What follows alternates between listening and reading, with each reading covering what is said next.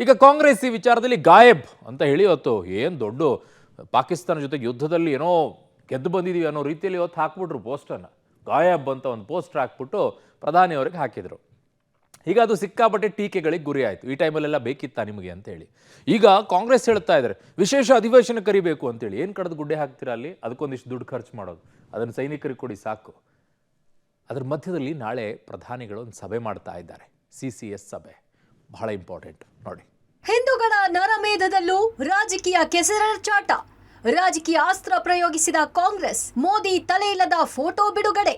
ಪಹಲ್ಗಾಮ್ನಲ್ಲಿ ನಡೆದ ಭಯೋತ್ಪಾದಕ ದಾಳಿ ನಿಧಾನಕ್ಕೆ ರಾಜಕೀಯ ತಿರುವು ಪಡ್ಕೊಳ್ತಿದೆ. ಪ್ರಧಾನಿ ಮೋದಿ ಅವರನ್ನ ಟಾರ್ಗೆಟ್ ಮಾಡಿರುವ ಕಾಂಗ್ರೆಸ್ ಜವಾಬ್ದಾರಿ ಸಮಯದಲ್ಲಿ ಮೋದಿ ನಾಪತ್ತೆಯಾಗಿದ್ದಾರೆ ಅಂತ ಗಾಯಬ್ ಎನ್ನುವ ಕ್ಯಾಪ್ಷನ್ನೊಂದಿಗೆ ಮೋದಿ ಅವರನ್ನೇ ಹೋಲುವ ತಲೆ ಇಲ್ಲದ ಫೋಟೋವೊಂದನ್ನು ರಿಲೀಸ್ ಮಾಡಿದೆ. ಎಕ್ಸ್ ಖಾತೆಯಲ್ಲಿ ಕಾಂಗ್ರೆಸ್ ಹಂಚಿಕೊಂಡ ಪೋಸ್ಟ್ಗೆ ಸಾರ್ವಜನಿಕ ವಲಯದಲ್ಲಿ ತೀವ್ರ ಆಕ್ಷೇಪಕ್ಕೆ ಕಾರಣವಾಗಿದೆ. ದೇಶದ ಏಕತೆ, ಭದ್ರತೆ ವಿಚಾರಗಳು ಬಂದಾಗ ವಿರೋಧ ಪಕ್ಷವಾಗಿ ಕಾಂಗ್ರೆಸ್ ಸರ್ಕಾರದ ಜೊತೆಗೆ ನಿಲ್ಲಬೇಕಿತ್ತು ಅಂತ ಕೆಲವರು ಕುಟುಕಿದ್ರೆ, ಮೋದಿ ತಲೆಯಿಲ್ಲ ಫೋಟೋ ಹಾಕಿರುವುದಕ್ಕೆ ಕಾಂಗ್ರೆಸ್ದು ಭಯೋತ್ಪಾದಕ ಮನಸ್ಥಿತಿ ಅಂತ ಕುಟುಕಿದ್ದಾರೆ. ಕಾಂಗ್ರೆಸ್ ಪಾಕ್ನ ಸ್ಲೀಪರ್ ಸೆಲ್ಗಳಂತೆ ವರ್ತಿಸುತ್ತಿದೆ. ಕಾಂಗ್ರೆಸ್ ಪೋಸ್ಟರ್ ವಿವಾದಕ್ಕೆ ಬಿಜೆಪಿ ತಿರುಗೇಟು. ಕಾಂಗ್ರೆಸ್ನವರ ಟ್ವೀಟ್ ಟೀಕೆಗೆ ಕೇಸರಿ ಪಡೆಯೂ ತಿರುಗೇಟು ನೀಡಿದೆ. ಪಾಕ್ನ ಏಜೆಂಟ್ಗಳಂತೆ ಕಾಂಗ್ರೆಸ್ಸಿಗರು ವರ್ತಿಸುತ್ತಿದ್ದಾರೆ. ಒಬ್ಬರಿಗೆ ಯುದ್ಧ ಬೇಡ, ಮತ್ತೊಬ್ಬರಿಗೆ ಪಾಕಿಸ್ತಾನ ಮಿತ್ರ ರಾಷ್ಟ್ರವಾಗಿದೆ ಅಂತ ಲೇವಡಿ ಮಾಡಿದ್ದಾರೆ. ತುಂಡು ಮತಗಳಿಗಾಗಿ ಉಗ್ರವಾದ ಸಮರ್ಥಿಸುವುದಾದ್ರೆ ಉಗ್ರಗಾಮಿಗಳಿಗೂ ಕಾಂಗ್ರೆಸ್ಗೂ ಯಾವ ವ್ಯತ್ಯಾಸವಿದೆ? ಬಿಜೆಪಿ ಕಟುವಾಗಿ ಟೀಕೆ ಮಾಡಿದೆ. ಅತ್ತ ರಾಜ್ಯ ಬಿಜೆಪಿ ನಾಯಕರು ಸಿಎಂ ಸಿದ್ದರಾಮಯ್ಯ ವಿರುದ್ಧ ಕಿಡಿಕಾರಿದ್ದಾರೆ. ಮೋದಿಯವರ ಬಗ್ಗೆ ಟೀಕೆ ಮಾಡುವಂತ, ಮೋದಿಯವರ ಚಿತ್ರವನ್ನ ಅವಹೇಳನಕಾರಿಯಾಗಿ ಬಿಂಬಿಸ್ತಕ್ಕಂಥದ್ದು ಇಂಥ ಕಷ್ಟದ ಸಂದರ್ಭದಲ್ಲಿ ಇದೊಂದು ಅಪರಾಧ ಅಂತ ನಾನು ಹೇಳಕ್ಕೆ ಇಷ್ಟಪಡ್ತೀನಿ. ಅಂದರೆ ಇವ್ರಿಗೆ ಸ್ವಾಭಿಮಾನ ಇಲ್ವ? ಕಾಂಗ್ರೆಸ್ನವರಿಗೆ ರಾಜಕಾರಣ ಮುಖ್ಯನಾ? ಸಾವಿನ ಮನೆಯಲ್ಲಿ ರಾಜಕಾರಣ ಮಾಡ್ತಾ ಇದ್ರಿ. ಇನ್ನೊಂದು ಕಡೆ ಕೇಂದ್ರ ಸರ್ಕಾರ ವಿರುದ್ಧ ಪ್ರತಿಭಟನೆ. ಕೇಂದ್ರ ಸರ್ಕಾರ ವಿರುದ್ಧ ಪ್ರತಿಭಟನೆ ಮಾಡತಕ್ಕಂಥ ನೈತಿಕ ಹಕ್ಕಿಲ್ಲ. ವಿಶೇಷ ಸಂಸತ್ ಅಧಿವೇಶನ ಕರೆಯಲು ಪತ್ರ. ಪ್ರಧಾನಿ ಮೋದಿಗೆ ಖರ್ಗೆ, ರಾಹುಲ್ ಗಾಂಧಿ ಪತ್ರ. ಇನ್ನು ಪಹಲ್ಗಾಮ್ನಲ್ಲಿ ನಡೆದ ಭಯೋತ್ಪಾದಕ ದಾಳಿಯ ಬಗ್ಗೆ ಚರ್ಚೆ ನಡೆಸಲು ವಿಶೇಷ ಅಧಿವೇಶನ ಕರೆಯುವಂತೆ ಎಐಸಿಸಿ ಅಧ್ಯಕ್ಷ, ರಾಜ್ಯಸಭೆ ವಿರೋಧ ಪಕ್ಷದ ನಾಯಕ ಮಲ್ಲಿಕಾರ್ಜುನ ಖರ್ಗೆ, ಲೋಕಸಭೆ ವಿರೋಧ ಪಕ್ಷದ ನಾಯಕ ರಾಹುಲ್ ಗಾಂಧಿ ಪ್ರಧಾನಿ ನರೇಂದ್ರ ಮೋದಿ ಅವರಿಗೆ ಪತ್ರ ಬರೆದಿದ್ದಾರೆ. ಘಟನೆಯ ಬಗ್ಗೆ ಸಾಮೂಹಿಕ ಪ್ರತಿಕ್ರಿಯೆಯನ್ನ ಆಲಿಸಲು ಎರಡೂ ಸದನಗಳ ವಿಶೇಷ ಅಧಿವೇಶನ ಕರೆಯುವಂತೆ ಪತ್ರದಲ್ಲಿ ಒತ್ತಾಯಿಸಲಾಗಿದೆ.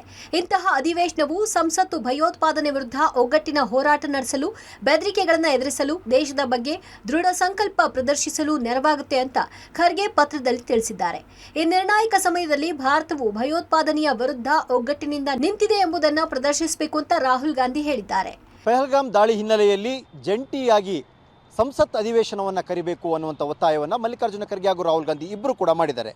ಲೋಕಸಭೆ ಮತ್ತು ರಾಜ್ಯಸಭೆಯ ವಿಪಕ್ಷದ ನಾಯಕರುಗಳು ಪ್ರಧಾನಿ ಮೋದಿಯವರಿಗೆ ಪತ್ರ ಬರೆಯುವ ಮೂಲಕವಾಗಿ ತುರ್ತಾಗಿ ನೀವು ಈಗಲೇ ಅಧಿವೇಶನವನ್ನು ಕರಿಬೇಕು, ಅಧಿವೇಶನದಲ್ಲಿ ನಾವೆಲ್ಲರೂ ಕೂಡ ಈ ಬಗ್ಗೆ ಚರ್ಚೆ ಮಾಡಿ ಇಡೀ ಭಯೋತ್ಪಾದನೆಯ ವಿರುದ್ಧ ನಾವು ಒಗ್ಗಟ್ಟಾಗಿ ಹೋರಾಡ್ತೀವಿ ಅನ್ನುವಂಥ ಸಂದೇಶವನ್ನು ರವಾನಿಸೋಣ ಅನ್ನುವಂಥ ಒತ್ತಾಯವನ್ನು ಮಾಡಿದ್ದಾರೆ.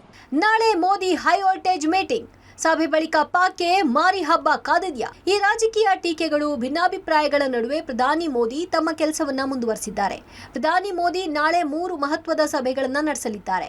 ಬೆಳಗ್ಗೆ 11ಕ್ಕೆ ರಾಷ್ಟ್ರೀಯ ಭದ್ರತೆಯ ಕುರಿತು ದೇಶದ ಅತ್ಯುನ್ನತ ನಿರ್ಧಾರ ತೆಗೆದುಕೊಳ್ಳುವ ಸಂಸ್ಥೆಯಾದ ಭದ್ರತೆಯ ಕುರಿತಾದ ಸಂಪುಟ ಸಮಿತಿ ಸಭೆ ನಡೆಯಲಿದೆ. ಬೆಳಗ್ಗೆ 11:10ಕ್ಕೆ ಆರ್ಥಿಕ ಸಂಪುಟ ಸಭೆ, ಬೆಳಗ್ಗೆ 11:15ಕ್ಕೆ ಕೇಂದ್ರ ಸಚಿವ ಸಂಪುಟ ಸಭೆ ನಡೆಸಲಿದ್ದಾರೆ. ಈ ಸಭೆಗಳಲ್ಲಿ ರಾಷ್ಟ್ರೀಯ ಭದ್ರತೆಯ ಬಗ್ಗೆ ಚರ್ಚೆ ನಡೆಯಲಿದ್ದು, ಪಾಕ್ ಮತ್ತು ಭಯೋತ್ಪಾದಕರ ವಿರುದ್ಧ ದಾಳಿ ನಡೆಸುವ ಬಗ್ಗೆ ನಿರ್ಣಯವಾಗಲಿದೆ. ಇದರಿಂದಾಗುವ ಆರ್ಥಿಕ ಪರಿಸ್ಥಿತಿಗಳ ಬದಲಾವಣೆ ಬಗ್ಗೆ ಚರ್ಚೆ ನಡೆಯಲಿದೆ ಎನ್ನಲಾಗಿದೆ. ರಾಜಕೀಯ ಚರ್ಚೆಗಳ ನಡುವೆ ಪ್ರಧಾನಿ ಮೋದಿ ಪಾಕ್ಗೆ ತಕ್ಕ ಶಾಸ್ತಿ ಮಾಡಲು ತಯಾರಿ ಮಾಡಿಕೊಳ್ತಿದ್ದಾರೆ. ಒಟ್ನಲ್ಲಿ ಪಾಕ್ಗೆ ತಿರುಗೇಟು ನೀಡಲು ಸಂಪುಟದಲ್ಲಿ ಒಪ್ಪಿಗೆ ಪಡೆಯುವ ಸಾಧ್ಯತೆ ಇದೆ ಅಂತಲೂ ಹೇಳಲಾಗ್ತಿದೆ. Shabbir Nidagundi, public TV, Srinagar.